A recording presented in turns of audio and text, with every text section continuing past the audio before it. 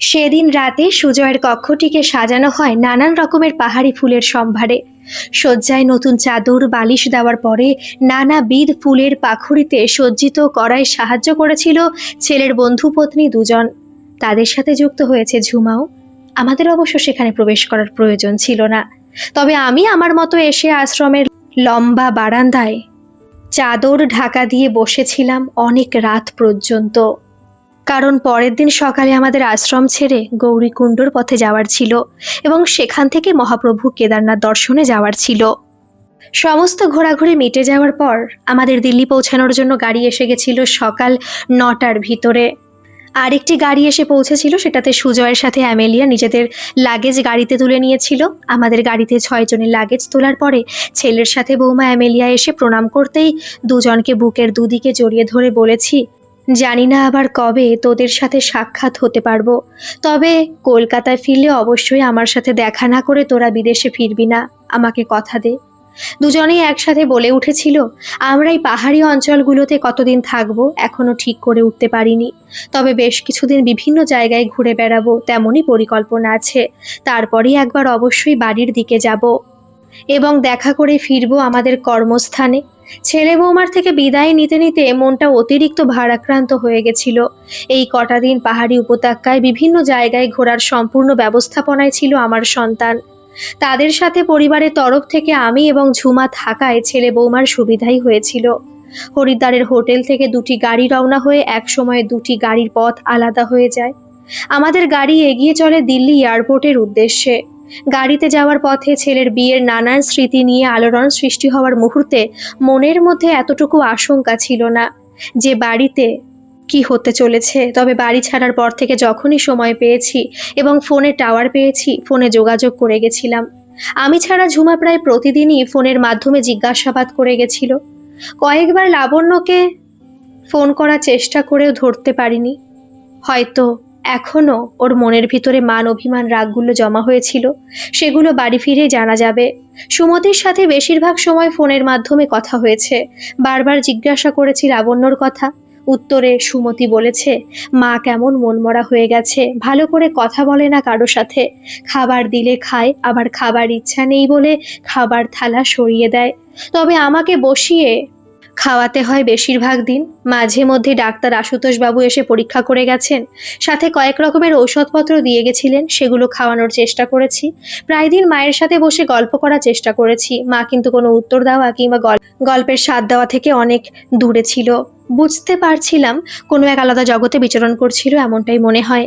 সুমতির থেকে কথাগুলো শুনে মনটা ভারাক্রান্ত হয়ে উঠেছিল। ঝুমাও বেশিরভাগ সংবাদ নিত তার মায়ের থেকে। মাঝে মাঝে একান্তে এসে পাশে বসে বলেছে, দাদু দিদা বোধহয় সব কিছু মেনে নিতে পারছে না, তাই মনে হয়। দিদার এত রাগ কেন ছেলের উপরে? এত জেদ তো একজন মায়ের ঠিক নয়। একমাত্র সন্তান নিজের ইচ্ছায় বিয়ে করেছে বলে মা সেই ছেলেকে ত্যায্য করে দেবে নাকি? এমনটা কি সম্ভব?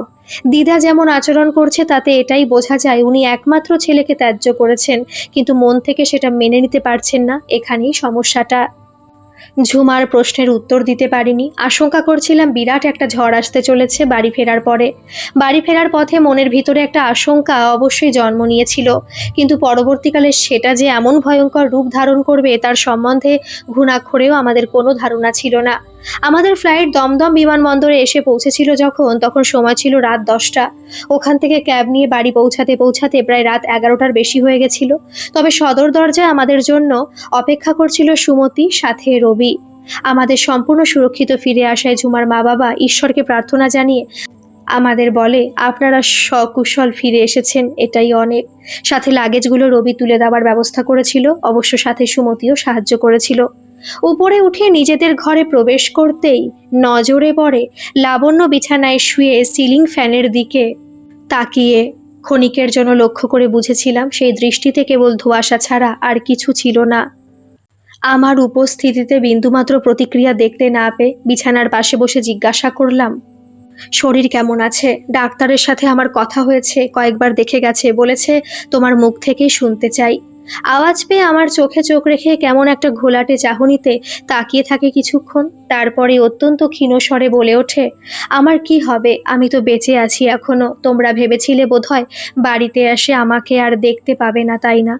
ডাক্তার এসেছে, কয়েকবার পরীক্ষা করে গেছে, কিছু ওষুধপত্র দিয়ে গেছে। সুমতি ছিল পাশে, রবিও মাঝে মাঝে এসে জিজ্ঞাসা করে গেছে ভালো মন্দ বিষয় নিয়ে। আর কি চাই, এই কয়েকটা দিন তো ভালোভাবেই কেটেছে আমার, কিছু তো হয়নি, এখনো ভালো আছি। লক্ষ্য করেছিলাম শরীর অনেকটাই দুর্বল হয়ে উঠলেও কথাগুলোতে অসংলগ্ন ভাব পরিষ্কার বিদ্যমান। দিনের পর দিন গভীর চিন্তায় থাকার কারণে চোখের কোণে কালো দাগগুলো স্পষ্ট ফুটে উঠেছে। বুঝতে অসুবিধা হচ্ছিল না, ঘুম হয় না দিনের পর দিন, কোনো কথার সাথে কোনো কথার মিল নেই। বয়সটা যেন এক ধাক্কায় অনেকটাই বেড়ে গেছিল, এমন মনে হচ্ছিল চেহারা দেখে। রীতিমতো কষ্ট হচ্ছিল। লাবণ্য নিজের অযথা জেদের কারণে শরীরের উপরে অত্যাচার করে চলেছে। সবটাই কি ছেলের উপরে রাগ, অভিমান, জেদ, নাকি এতদিনের আশাভঙ্গ হওয়ার কারণে? তবে আমি তো পিতা একজন, মায়ের মনের খবর কি করে বুঝবো? এটাই ছিল আমার কাছে সব থেকে বড় বিড়ম্বনা। অনেকক্ষণ বসে নানা রকম কথায় ভোলাতে চেয়েছিলাম। কয়েকবার জিজ্ঞাসা করেছি, তোমার ছেলের বিবাহ কেমনভাবে হলো, একবার জিজ্ঞেস করবে না? বিয়ের সম্বন্ধে এতটুকু জানার ইচ্ছা নেই তোমার? এখন তারা কোথায়, এগুলো কি তোমার মনের মধ্যে প্রশ্ন জাগে না? অনেকক্ষণ পরে করুণ দৃষ্টিতে তাকিয়ে তাচ্ছিল্যভাবে হেসে উঠে বলে ওঠে, আমার সন্তান তো ও নয়, ও তো তোমার সন্তান। তাই তুমি ওদের বিয়ের অনুষ্ঠানে সাক্ষী থেকেছ, তাদের সাথে আনন্দ করেছ, কিন্তু তোমার ছেলে কি একবারও মনে করেছে তার মা বলেও কেউ আছে? যে ছেলে মায়ের ইচ্ছা অনিচ্ছাকে সম্মান দেয় না, তার সাথে একজন মায়ের কিভাবে একটা সুন্দর সম্পর্ক থাকতে পারে? জন্মের পর থেকে সবটাই কি নিজে একা একা করতে পেরেছিল? একলা একলাই কি নিজের পায়ে দাঁড়িয়ে নিজের ভবিষ্যৎ তৈরি করতে পেরেছিল? আমাদের কি কোনো অবদান ছিল না? লাবণ্য নিজের অভিযোগগুলো জানিয়ে যাচ্ছিল, আর আমি স্তব্ধ হয়ে শুনে গেছিলাম। কি উত্তর দেব? আমি কাকে দোষ দেব? আমার সন্তানকে, না সন্তানের মাকে? সকলেই নিজের নিজের অভিযোগগুলো নিয়ে ব্যস্ত ছিল, সকলেই নিজের ইচ্ছা পূর্ণ করাতে ব্যস্ত থাকলে একজন পিতা হয়ে আমার কর্তব্য কি তাহলে ভুল ছিল? সন্তানের মাকে কত বুঝিয়েছি, কত অনুরোধ অনুনয় করেছি মেনে নাও বলে, কিন্তু অবশেষে একটা বিরাট প্রশ্নচিহ্ন থেকে যায় আমাদের ছোট্ট সংসারটির মধ্যে। সেদিন রাত থেকে নিজের বিছানা আলাদা করে নিতে এক প্রকার বাধ্য হয়েছিলাম। অবশ্যই ঘরের মেঝেতেই। অসহ্য লাগতে শুরু করেছিল লাবণ্যর প্রতিটি ব্যবহার। কেবলমাত্র সন্তানের থেকে মুখ ফিরিয়ে নিয়ে নিজের সুন্দর সংসারটাকে বিষিয়ে দেওয়ার জন্য। সন্তান তো তোমার কাছে থাকে না, আর বৌমাও তোমার কাছে চিরজীবন থাকবে না। যদি সন্তান নিজের ইচ্ছা মতো জীবনসাথী বেছে নিতে পারে, তাহলে আমাদের কি করার থাকতে পারে? সন্তান কি মা বাবার অনুশাসনের মধ্যে থাকবে সারা জীবন? প্রতিটা মানুষের জীবন সাথী বেছে নেওয়ার অধিকার আছে। তার জীবন তাকেই কাটাতে হবে। আমরা মা বাবা হলে কি আছে, তার স্বাধীনতাতে হস্তক্ষেপ করতে আমরাও তো পারি না। সেই একগুঁয়েমিতে সংসারের মধ্যে অশান্তি সৃষ্টি করে নিজের শরীরের প্রতি নজর না রাখাটার মানেটা কি? বোঝার চেষ্টা করেও উত্তর পাইনি। পরের দিন প্রভাতে ডাইনিং রুমে যখন চা নিয়ে বসেছিলাম, তখনই সুজয়ের ফোন আসে। বাবা, তোমরা ঠিকঠাক পৌঁছে গেছিলে? মায়ের শরীর কেমন আছে? উত্তরে বলেছি, হ্যাঁ বাবা, আমরা ঠিক মতোই বাড়ি পৌঁছেছি। রাত 11টা বেজে গেছিল, তবে মা তোর ঠিক নেই। তোর উপরে এখনো ক্ষুব্ধ। এই যে পাশে আছে, কথা বলবি? ডাইনিং টেবিলের পাশেই চায়ের কাপ হাতে নিয়ে বসেছিল লাবণ্য। ফোনটা এগিয়ে দিয়ে বললাম, ছেলে ফোন করছে, কথা বলো। রীতিমতো চমকে উঠতে বাধ্য হয়েছিলাম। হাতের ফোনটা বাড়িয়ে দেওয়ার মুহূর্তেই চায়ের কাপটা দুম করে টেবিলে রেখে দিয়ে উঠে দাঁড়িয়ে বলে, তোমার ছেলের সাথে তুমি কথা বলো, আমার বিন্দু মাত্র ইচ্ছা নেই। চায়ের কাপ সম্পূর্ণ শেষ না করেই দুম দুম করে পা ফেলে ঘরের ভিতরে চলে যায়। ফোনের লাইনে তখনও ছেলে ছিল, সবকিছুই শুনেছিল সে। এটুকু বুঝতে বাকি ছিল না তার মায়ের সমস্যাটা কোথায়। সেদিনটা ছুটি ছিল আমার। বাড়ি ঘরের কাজগুলো দেখে বাজারঘাট সম্পূর্ণ করেছিলাম। ঝুমা নিজের ইউনিভার্সিটিতে চলে গেছিল সেই দিনই। তার বেশ কয়েকদিন কামাই হয়েছিল কলেজের, তাই আর বিশ্রাম করতে চাইনি। বাড়িতে থাকলেও লাবণ্য একবারের জন্য আমার সাথে এসে কথা বলার প্রয়োজন বোধ করেনি। এটাই আমার কাছে সব থেকে আশ্চর্য লেগেছিল, যে মানুষটা অনর্গল কথা না বলে থাকতে পারতো না, সে মানুষটা কেমন চুপ হয়ে গেছিল নিজের মধ্যে, নিজেকে গুটিয়ে নিয়েছিল শামুকের মতো। সংসারে থেকে কথা আমি বড় একটা বলতাম না। নিজের পড়াশোনা, দৈনিক সংবাদপত্র, এগুলো নিয়েই বেশিরভাগ থাকতাম। কিন্তু লাবণ্য, সে তো সম্পূর্ণ আলাদা ছিল। আমার স্বভাবের বিপরীত ছিল আমার স্ত্রী। তাই ভাবনাটা পেয়ে বসলো রীতিমতো। এর পরের পদক্ষেপগুলো কি করবে সেটা ভেবে আতঙ্কিত হয়ে উঠলাম। পরের দিন থেকে আমার কর্মজগৎ শুরু হয়ে গেছিল। সাথে ঝুমাও নিজের ইউনিভার্সিটি যাওয়া শুরু করেছিল। কলেজে প্রবেশ পূর্বে আমার সাথে একদিন পরামর্শ করেছিল, দাদু কোন কোন সাবজেক্ট নিয়ে পড়া যায়, তাহলে আর কিছু না হোক কোন স্কুলে চাকরি করা যেতে পারে।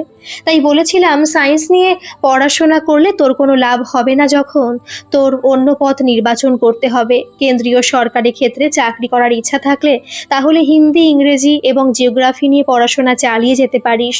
সাথে অবশ্য বাংলাটাও থাকবে, বাকিগুলো তুই দেখে নিবি। কোন কোন বিষয়গুলো কেমনভাবে নিবি?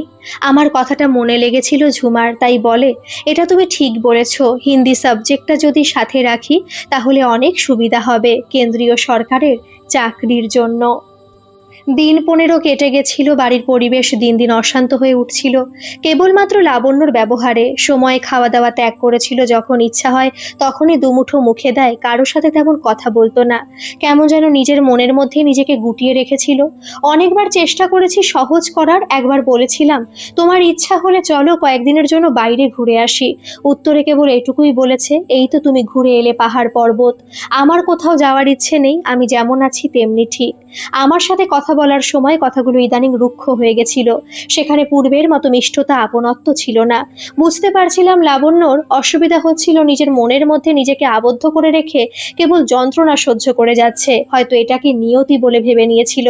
এর মধ্যে সুজয় কয়েকবার ফোন করে মায়ের শারীরিক পরিস্থিতির সম্বন্ধে জানতে চেয়েছিল। যথাযথ উত্তর দেওয়ার চেষ্টা করেছিলাম। এমনভাবেই আরও কিছুদিন কেটে যাচ্ছিল।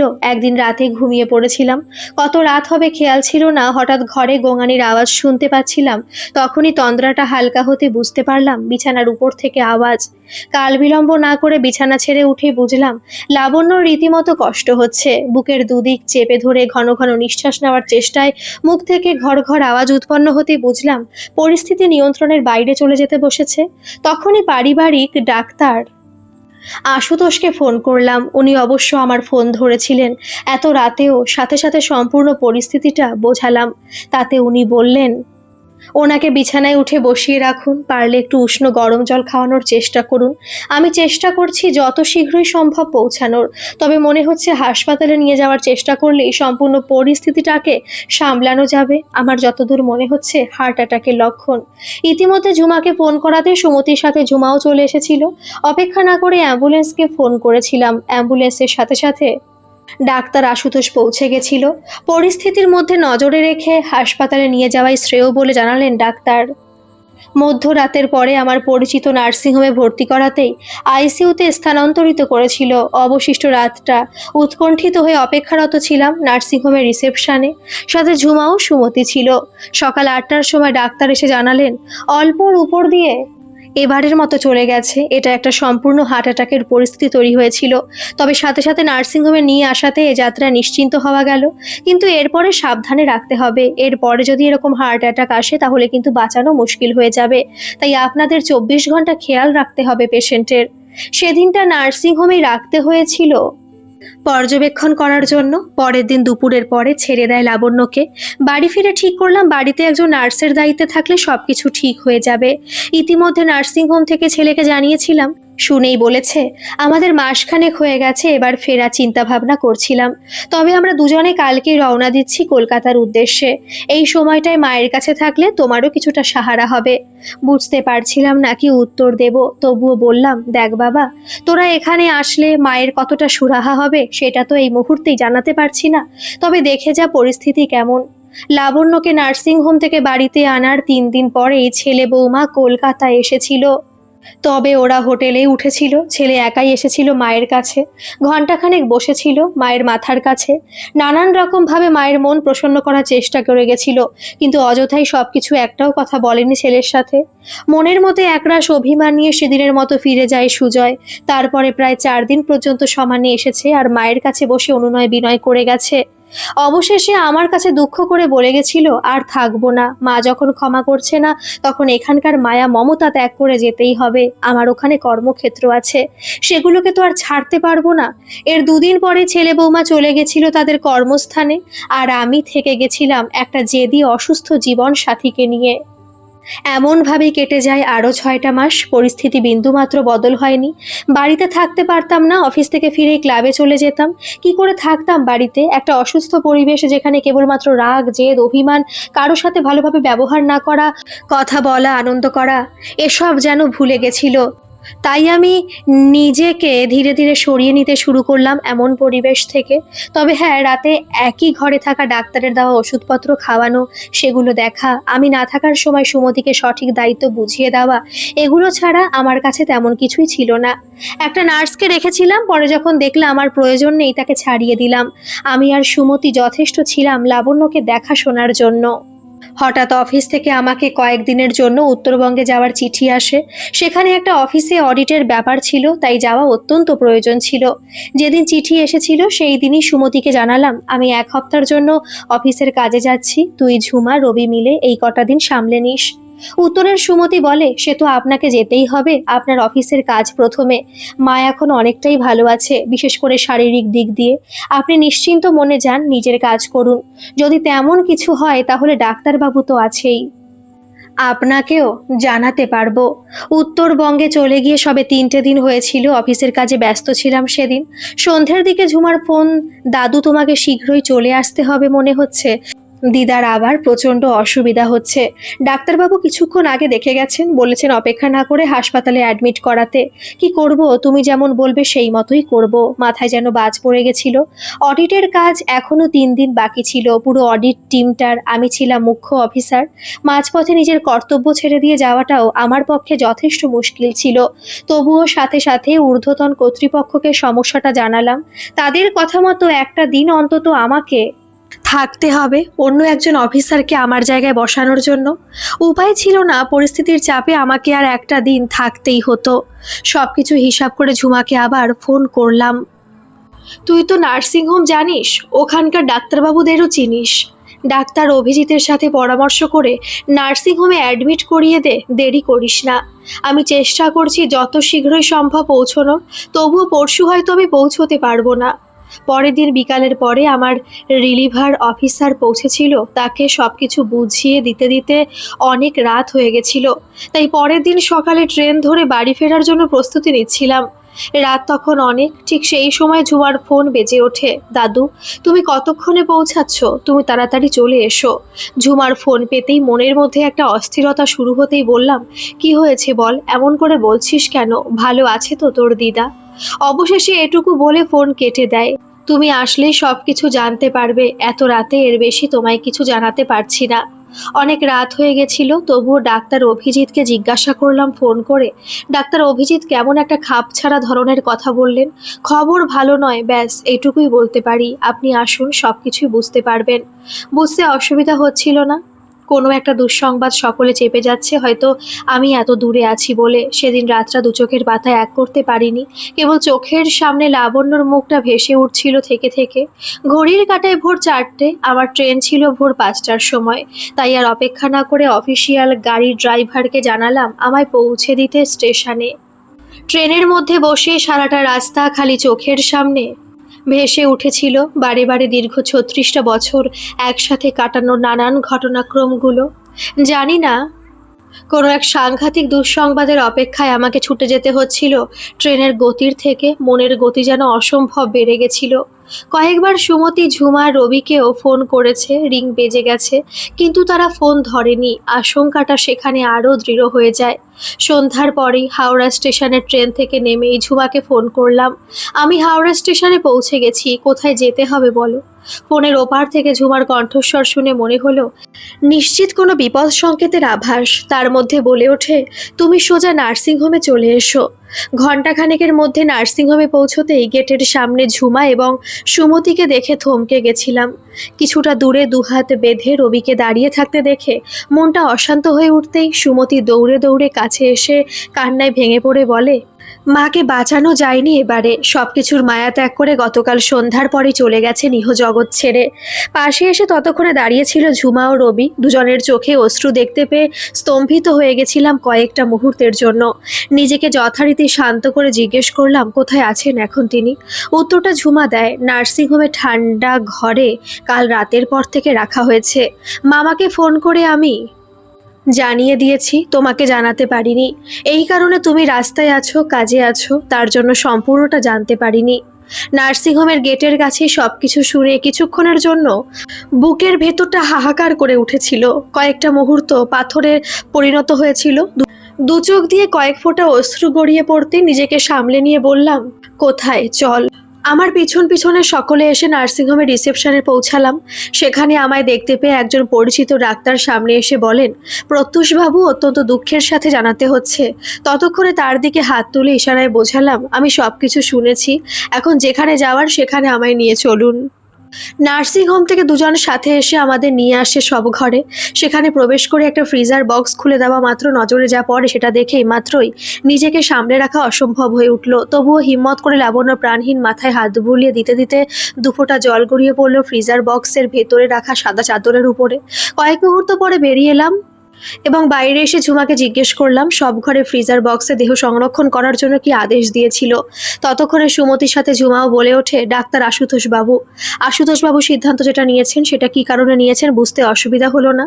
তারপরে ঝুমা জানিয়ে দিয়েছে সুজয়কে সেই মতোই ব্যবস্থা করা হয়েছে। নিশ্চয়ই সুজয় আসার প্রতিশ্রুতি দিয়েছে, যার কারণে এমন ব্যবস্থা নিতে পেরেছেন ডাক্তার আশুতোষবাবু।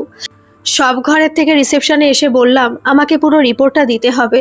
যেদিন থেকে পেশেন্ট ভর্তি হয়েছিল তারপর থেকে শেষ পর্যন্ত কেমন কেমন অবস্থা ছিল তার সমস্ত তথ্য আমার প্রয়োজন। এছাড়া এমন ব্যবস্থাতে আরও 2-3 দিন রাখতে হবে, কেননা আমার সন্তান যতক্ষণে না আসে ততক্ষণ তার মায়ের অন্তিম সংস্কার করা যাবে না। ততক্ষণে রিসেপশনের মেয়েটি বলে, হ্যাঁ, আমার কাছে সেই মতোই আদেশ আছে, আপনি নিশ্চিন্তে বাড়িতে যান। সম্পূর্ণ রিপোর্ট তৈরি করে আমরা কালকেই পাঠিয়ে দেব আপনার কাছে। প্রায় রাত 12টার পরে সকলে বাড়ি ফিরতেই ছেলের ফোন, বাবা তুমি বাড়ি ফিরেছো? আমাকে ঝুমার সব কিছু জানিয়েছে সকালেই। ডাক্তার আশুতোষের সাথে কথা বলে মায়ের জন্য যে ব্যবস্থা করেছি, আশা করি তোমার খারাপ লাগবে না। সাথে সাথে উত্তর দিলাম, তুই কবে আসছিস? তুই ফিরলেই ব্যবস্থা নিতে হবে। ততক্ষণে ছেলে উত্তর দেয়, আমরা এখন শিকাগো মিডওয়ে আন্তর্জাতিক বিমানবন্দরে অপেক্ষা করছি, আর ঘন্টাখানেক পরেই ফ্লাইট। আশা করছি কালকে বিকালের দিকে পৌঁছতে পারি। মোটামুটি 17 থেকে 18 ঘন্টা লাগবে। বুঝতে পারলাম ছেলে বৌমা দুজনেই আসছে, তাই বললাম, সাবধানে আয়। আর কি বলবো বল। বাড়িতে এসে নিজের ঘরে পৌঁছে কিছুক্ষণ স্তব্ধ হয়ে ঘরে চারপাশটায় নজর ঘুরিয়ে দেখতে দেখতে মনে পড়তে লাগলো অনেক কিছু। মাত্র 19 বছরের মেয়েটা এই ঘরেই এসেছিল প্রথম দিন। প্রায় 36 বছর পূর্বে এই বাড়িতে, এই ঘরটিতে তার সাথে দ্বিতীয়বার ফুলশয্যার রাতের সাক্ষাৎ হয়। লাবণ্যর সাথে আমার প্রেম বিবাহ হয়নি, বাবা মায়ের দেখাশোনা মেয়ের সাথে আমাদের বিবাহ হয়। লাবণ্যকে যেদিন দেখতে গেছিলাম ওদের বাড়িতে, সেদিনটা মনে পড়লে এখনো হাসি পায়। সে কথা না হয় থাক এখনকার মতো, কিন্তু এই ঘরটিতে লাবণ্যর ছোঁয়া প্রতিটি জিনিসে তার সম্পূর্ণ অস্তিত্বটা যেন ঘুরে ফিরে আমার সামনে এসে জানিয়ে দেয়, আমার এটাই তো সংসার, এটাই তো আমার ঘর। যেদিন আমি প্রথম এসেছিলাম সেদিন থেকে শেষ দিনটাও আমি এখানেই কাটিয়ে গেছি। বেশ কিছুক্ষণ পরে এক কাপ চায়ের সাথে 2টো বিস্কুট সামনে রাখতে রাখতে সুমতি বলে, অনেক রাত হয়ে গেছে, আপনিও কিছু খাবেন না?